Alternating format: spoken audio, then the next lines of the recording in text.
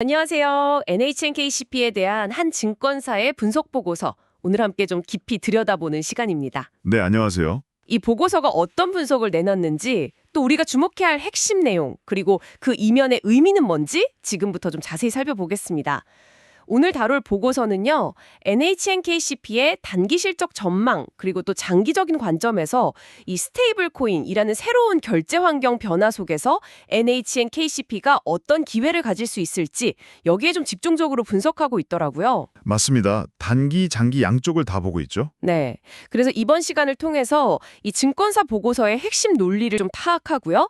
NHNKCP의 현재 상황과 미래 가능성, 여기에 대해서 좀 균형 잡힌 시각을 갖는 것, 이걸 목표로 삼아 보겠습니다. 자, 보고서 내용 한번 펼쳐볼까요? 네. 가장 먼저 눈에 들어오는 게 NHNKCP의 이익 성장 전망이네요. 단기적인 실적 회복, 이런 기대감이 좀 보여요. 네, 그렇죠. 하반기 전망이 일단 괜찮게 나왔습니다. 보고서에 따르면요. NHNKCP가 2025년 하반기에는 뚜렷한 성장세로 다시 들어설 거다. 이렇게 예상을 하더라고요. 구체적인 숫자를 좀 보면 그 전자지급결제대행, PG 부문이죠. 총 거래 대금이 26조 8천억 원. 이게 전년 같은 기간보다 9% 증가할 걸로 보고 있고요. 네, 9%요? 매출 역시 6,276억 원으로 한 12% 증가. 그리고 영업이익도 235억 원으로 똑같이 12% 늘면서 영업이익률은 3.7% 정도 이렇게 전망치가 제시됐습니다. 매출 영업이익 둘 다 12% 성장으로 봤군요. 네, 이렇게 좀 긍정적인 전망을 내놓은 배경에는 몇 가지 이유가 있더라고요. 첫째는 이전의 실적이 좀 안 좋았던 거요. 그 부정적인 기저효과가 해소되면서 온라인 쇼핑 거래액 자체가 반등할 거다. 이런 기대가 있고요. 그렇죠. 작년 하반기가 좀 낮았죠. 둘째는 기존의 대형 가맹점들 여기가 꾸준히 성장하고 있다는 점, 그리고 셋째로는 뭐 전자제품, 수입차, 그리고 요즘 주목받는 클라우드 마켓플레이스나 뷰티, 패션 이런 다양한 분야에서 새로 확보한 가맹점들 있잖아요. 네네, 신규 가맹점들. 네, 여기서 나오는 거래 효과가 이제 본격적으로 나타날 거다 이런 분석입니다. 작년 하반기 실적이 상대적으로 낮았던 것도 올해 성장률을 높이는 데 좀 기여할 걸로 보고 있고요. 여기서 조금 더 깊이 들여다볼 부분이 있습니다. 보고서가 강조하는 점 중 하나가 뭐냐면요. 온라인 쇼핑 성장세가 전반적으로 좀 주춤했던 그 2025년 2분기에도 NHNKCP는 실적이 괜찮았다는 거예요. 국내외 가맹점들 거래액 성장을 통해서 시장 평균 성장률보다는 더 잘했다는 거죠. 아, 시장이 안 좋을 때도 선방했다. 그렇죠. 이건 뭐랄까. 기존 사업의 안정성도 보여주고 또 신규 가맹점 확보 노력이 실제로 성과를 내고 있다는 증거로 볼 수 있거든요. 그 PG, 그러니까 전자지급 결제 대행이라는 게 온라인 쇼핑몰 같은 가맹점 대신해서 카드사나 은행하고 결제, 정산 처리해 주는 거잖아요. 네. 그리고 이제 VAN, 부가통신망 사업자하고도 긴밀히 연계돼서 결제 인프라를 구성하는데 NHNKCP가 이 시장에서 상당히 견조한 모습을 보였다는 겁니다. 그렇군요. 보고서는 이걸 근거로 해서 최근에 온라인 쇼핑 거래액 성장률이 다시 좀 회복되는 국면에 들어섰다고 판단하는 것 같아요. 예를 들어서 2025년 7월 거래액이 전년 동기 대비 7.3% 성장했다. 이걸 언급하면서요. 이런 시기에는 NHNKCP가 기존의 그 탄탄한 기반 위에다가 신규 가맹점, 특히 거래 규모가 큰 클라우드 마켓플레이스 같은데 효과가 더해지면서 시장 평균보다 더 높은 거래액 그리고 매출 성장을 달성할 가능성이 크다. 이렇게 보고 있는 거죠.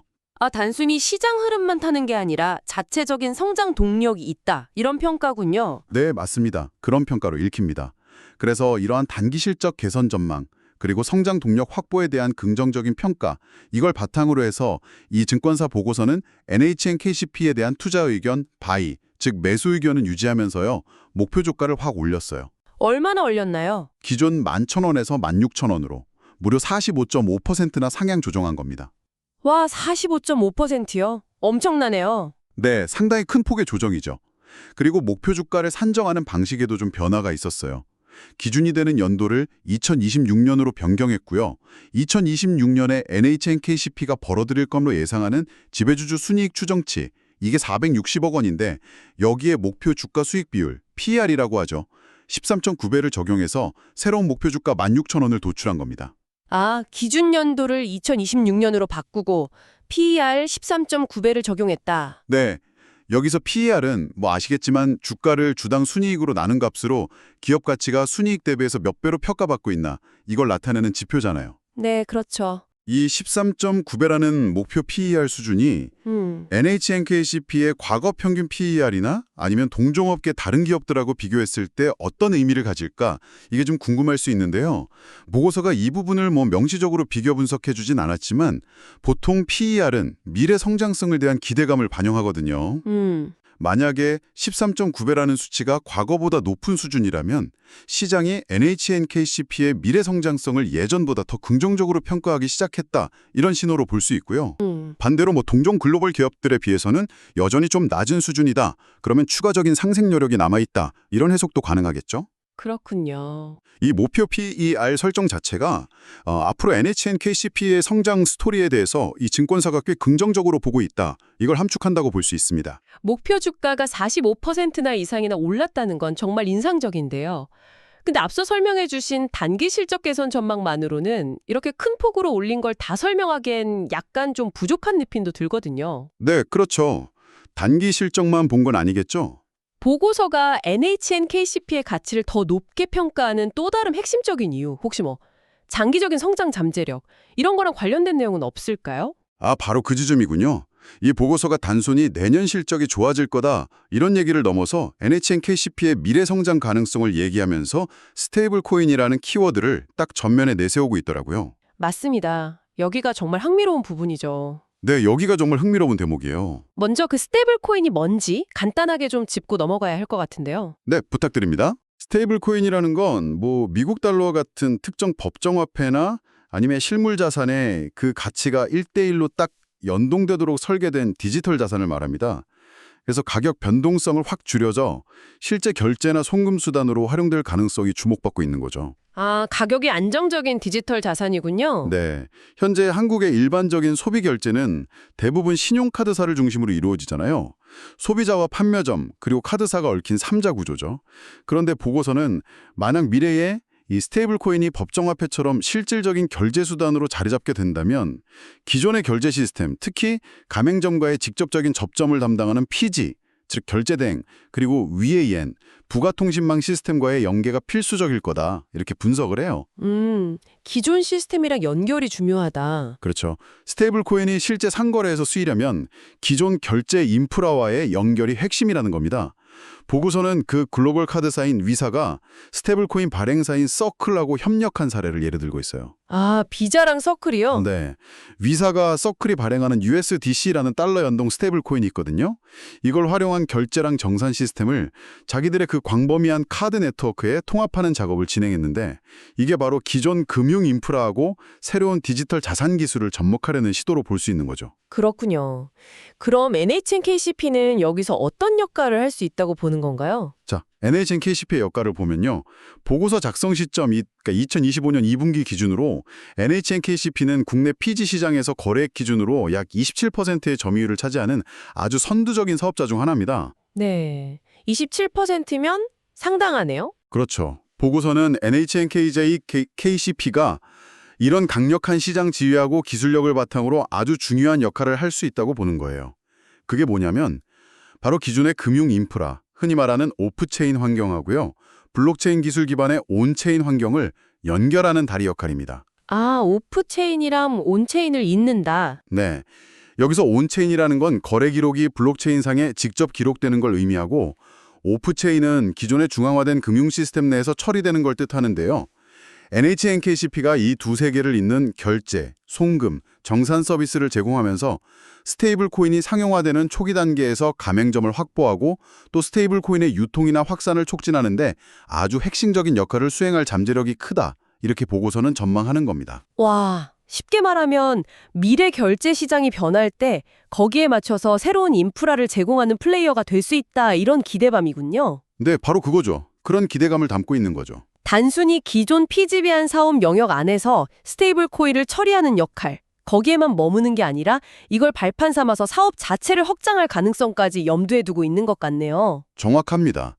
보고서는 NHNKCP가 단순히 국내 피지비안 사업에만 안주하지 않고 이미 글로벌 지급 대행이나 정산, 그리고 선불 전자지급 수단 발행 및 관리업, 소위 선불업이라고 하죠. 이런 쪽으로 사업 영역을 꾸준히 넓혀왔다는 점에 주목하고 있어요. 꾸준히 확장을 해왔군요. 네. 이걸 스테이블 코인이라는 미래 키워드하고 연결해보면 더 흥미로운 그림이 그려지는 거죠. 향후에 스테이블 코인 생태계가 실제로 구축된다면 가장 유망한 응용 분야 중 하나로 국경 간 송금 및 정산 시장이 꼽히거든요. 아, 해외 송금. 네. 기존의 국제 송금은 좀 복잡한 중개 절차도 있고 수수료도 비싸고 처리 속도도 느리고 이런 문제가 있었는데 스테이블 코인은 이걸 혁신할 잠재력을 가지고 있다는 거죠. 보고서는 NHNKCP가 그동안 확장해온 사업 역량을 바탕으로 이 글로벌 송금 및 정산 영역에서 두각을 나타낼 수 있다. 이렇게 전망하는 겁니다. 구체적인 시나리오 같은 것도 있나요? 네, 구체적인 시나리오도 제시합니다. 예를 들면요. NHNKCP가 2025년 4월부터 시작한 클라우드 마켓플레이스 지급 대행 서비스가 있어요. 해외 소프트웨어 개발사나 서비스 제공자들이 국내 마켓플레이스를 통해 벌어들일 수익을 정산해주는 사업인데 향후에는 이 대금을 스테이블 코인으로 지급하는 방식으로 발전할 수 있다는 겁니다. 오, 그럼 해외 판매자 입장에선 편하겠네요. 환전이나 수수료 부담도 줄고. 그렇죠. 그런 장점이 있겠죠. 또 다른 예로는 제조업 분야의 무역대금 결제 사업을 들 수 있는데요. 현재는 전통적인 은행 시스템을 통해 이루어지지만 만약에 글로벌 기업의 국내 지사가 해외 본사와의 거래에서 스테이블 코인을 이용해서 내부 정산을 한다. 그러니까 일종의 기업 간 해외 송금 수단으로 활용하게 된다면 NHNKCP가 이 과정에서 결제 및 정산 솔루션을 제공할 수 있다. 이런 가능성을 제시합니다. 아, 이건 B2B 영역에서의 기회네요. 네, B2B 영역에서 새로운 성장 기회가 될 수 있는 거죠. 와, 정말 흥미로운 미래상이긴 한데 듣다 보니까 이런 생각이 드네요. 스테이블 코인을 이용한 결제나 송금이 현실화되려면 기술적인 문제 말고도 넘어야 할 산이 좀 많지 않을까요? 그렇죠. 특히 법이나 제도적인 문제는 어떻게 보고 있나요? 아주 중요한 지적이십니다. 보고서 역시 이 부분을 간과하지 않고 명확하게 언급하고 있어요. 앞서 설명한 스테이블 코인 기반의 새로운 사업 모델들, 이게 현실화되려면 관련 법규의 제정이나 기존 제도의 정비가 반드시 선행되어야 한다. 이 점을 강조하고 있습니다. 역시 규제가 문제군요. 네. 예를 들어서 스테이블 코인의 법적 지위라든지 발행이나 유통에 관한 규제, 또 소비자 보호 장치 같은 것들이 명확하게 마련되어야 안정적인 사업 운영이 가능하겠죠.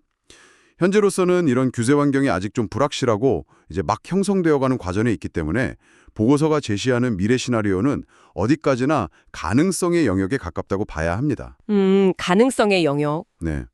규제 변화의 방향과 속도가 NHNKCP의 장기 성장 전략에 정말 중요한 변수가 될 겁니다. 그렇군요. 기술적 가능성이나 시장 잠재력은 충분히 알겠는데 현실적인 제약 요건, 특히 규제 문제를 명확히 인식하고 있다는 점이 중요해 보입니다. 자, 그럼 지금까지 살펴본 내용을 바탕으로 이 증권서 보고서가 NHNKCP에 대해 내리는 핵심적인 결론들, 이걸 다시 한번 정리해 볼 필요가 있겠네요. 네, 정리가 필요하죠. 첫째, 단기적인 관점입니다. 2025년 하반기에는 그 부정적인 기저 효과가 사라지고 신규 가맹점 효과 등이 본격화되면서 NHNKCP의 이익 성장세가 다시 뚜렷해질 거다. 이런 긍정적인 전망이 제시됐습니다. 실적 턴어라운드에 대한 기대감이 높다는 거죠. 네, 단기 실적 회복 기대. 둘째, 이러한 단기 실적 개선에 대한 기대를 반영해서 이 증권사는 NHNKCP의 목표 주가를 16,000원으로 상당히 큰 폭으로 상향 조정했습니다. 이건 시장의 높아진 기대치를 보여준 하나의 지표라고 할 수 있겠고요. 그렇죠. 목표가 성향. 마지막으로 장기적인 관점인데요. NHNKCP는 현재 보유한 강력한 피지 시장 지배력과 기술력을 바탕으로 미래 결제 환경에 중요한 축이 될 가능성이 있는 이 스테이블 코인 생태계에서 핵심적인 역할을 수행할 잠재력이 있다. 이런 분석입니다. 단순한 결제 처리를 넘어서 글로벌 송금이나 정산 등으로 사업 영역을 확장하려는 시도도 주목할 만하고요. 네, 장기 성장 동력. 다만 이 장기적인 그림의 실현 여부는 앞으로 스테이블 코인 관련 규제 환경이 어떻게 조성되느냐에 크게 좌우될 거다. 이 점은 반드시 기억해야 합니다. 네, 그 규제 변수가 아주 중요하죠. 이 보고서는 NHNKCP의 현재 실적 개선 모멘텀하고 또 미래 결제 시장 변화 속에서의 장기적인 성장 잠재력, 이 두 가지 측면을 좀 균형 있게 다루려고 노력한 것으로 보입니다. 분석 내용을 쭉 따라오면서 마지막으로 한 가지 더 깊이 생각해 볼 만한 질문을 좀 던져보고 싶습니다. 네, 어떤 점일까요? 보고서에서도 강조했듯이 스테이블 코인 관련 사업의 미래는 규제 환경이라는 변수에 크게 의존적이잖아요. 네, 그쵸. 그렇다면 이런 질문을 던져볼 수 있겠죠? 만약에 이 규제 환경이 시장의 기대보다 훨씬 더디게 마련된다거나 혹은 예상과는 전에 다른 방향으로, 예를 들어서 매우 엄격한 규제가 도입된다면 어떻게 될까요? 시나리오가 달라지겠네요. 그렇죠. NHN KCP가 구상하는 장기 성장 전략은 어떤 식으로 수정되어야 할까요? 혹은 스테이블 코인이 아니라 중앙은행 디지털 화폐, CBDC나 다른 형태의 기술이 미래 결제의 주류가 된다면 NHN KCP는 어떻게 대응할 수 있을까요? 이런 고민들이 필요하다는 거죠. 정말 생각해볼 만한 지점이네요. 네. 그래서잖아 시장 관찰자의 입장에서는 단순히 규제 뉴스만 기다릴 것이 아니라 NHN KCP의 핵심 사업인 PG 부문의 경쟁 환경 변화라든지 아니면 신규 서비스, 아까 말한 클라우드 마켓플레이스 정산 같은 것들의 실제적인 성과, 또 글로벌 파트너십 구축 현황 같은 구체적인 사업 지표들을 꾸준히 추적하면서 회사의 전략 방향과 실행력을 평가해 나가는 것이 중요할 겁니다.